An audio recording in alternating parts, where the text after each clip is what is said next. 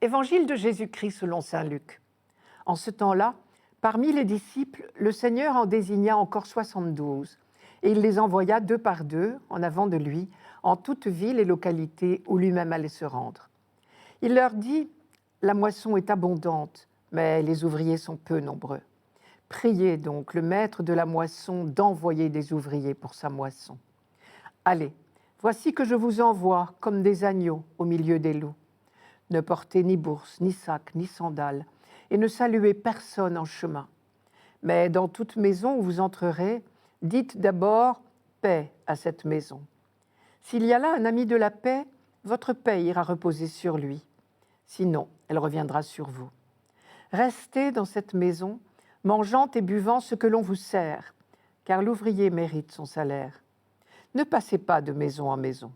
Dans toute ville où vous entrerez et où vous serez accueillis, mangez ce qui vous est présenté. Guérissez les malades qui s'y trouvent et dites-leur, le règne de Dieu s'est approché de vous. Mais dans toute ville où vous entrerez et où vous ne serez pas accueillis, allez sur les places et dites, même la poussière de votre ville collée à nos pieds, nous l'enlevons pour vous la laisser. Toutefois, sachez-le, le règne de Dieu s'est approché. Je vous le déclare, au dernier jour, Sodome sera mieux traitée que cette ville. Les 72 disciples revinrent tout joyeux en disant, « Seigneur, même les démons nous sont soumis en ton nom. » Jésus leur dit, « Je regardais Satan tomber du ciel comme l'éclair. Voici que je vous ai donné le pouvoir d'écraser serpents et scorpions, et sur toute la puissance de l'ennemi. Absolument rien ne pourra vous nuire.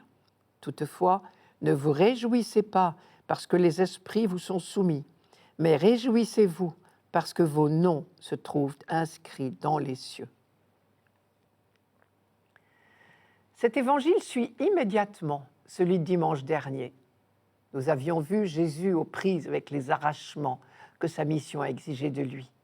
Accepter l'insécurité sans avoir rien pour reposer la tête. Laisser les morts enterrer leurs morts, c'est-à-dire savoir faire des choix crucifiants. Mettre la main à la charrue sans regarder en arrière. Accepter d'affronter la mort en prenant résolument le chemin de Jérusalem. On devine les tentations qui se profilent à chaque fois derrière les décisions qu'il a dû prendre. Luc nous le montre sur la route de Jérusalem. Jésus a surmonté pour son propre compte toutes les tentations. Le prince de ce monde est déjà vaincu. Il lui reste à transmettre le flambeau. Il envoie ses disciples en mission à leur tour. Il est urgent de les préparer puisque son départ à lui approche. Et il leur donne tous les conseils nécessaires pour les préparer à affronter les tentations qu'il connaît bien. Eux aussi seront affrontés aux mêmes tentations. Eux aussi connaîtront le refus, mais que cela ne les arrête pas. Quand ils devront quitter un village, qu'ils disent quand même en partant le message pour lequel ils étaient venus. Sachez-le, le règne de Dieu s'est approché. Mais pour bien montrer que leur démarche était totalement désintéressée, ils ajouteront « Même la poussière de votre ville collée à nos pieds, nous l'enlevons pour vous la laisser. » Eux aussi connaîtront la haine. Je vous envoie comme des agneaux au milieu des loups. Et ils devront quand même inlassablement annoncer et apporter la paix. Il faut à tout prix croire à la contagion de la paix. Quand nous souhaitons vraiment de tout cœur la paix à quelqu'un, réellement, la paix grandit. Encore faut-il que notre interlocuteur soit lui aussi ami de la paix. S'il ne l'est pas, Jésus leur dit, secouez la poussière de vos pieds, c'est-à-dire ne vous laissez pas alourdir par les échecs, les refus, que rien ne vous fasse traîner les pieds, en quelque sorte. N'emportez ni argent, ni sac, ni sandales. Eux aussi devront apprendre à vivre au jour le jour, sans se soucier du lendemain, se contentant de manger et boire ce qu'on leur servira. Tout comme le peuple au désert ne pouvait ramasser la manne que pour le jour même.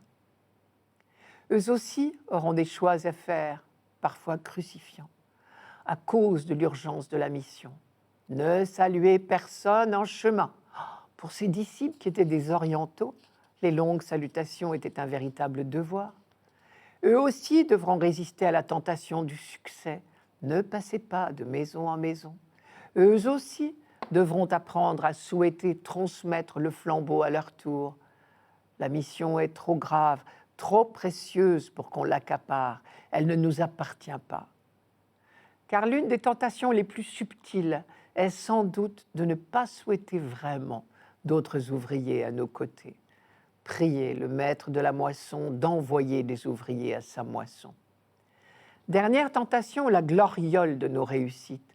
Ne vous réjouissez pas parce que les esprits vous sont soumis, mais réjouissez-vous parce que vos noms sont inscrits dans les cieux. Il faut croire que de tout temps, le vedettariat guette les disciples. Les véritables apôtres ne sont peut-être pas forcément les plus célèbres. On peut penser que les 72 disciples ont surmonté toutes ces tentations, puisque à leur retour, Jésus pourra leur dire « Je voyais Satan tomber du ciel comme l'éclair ».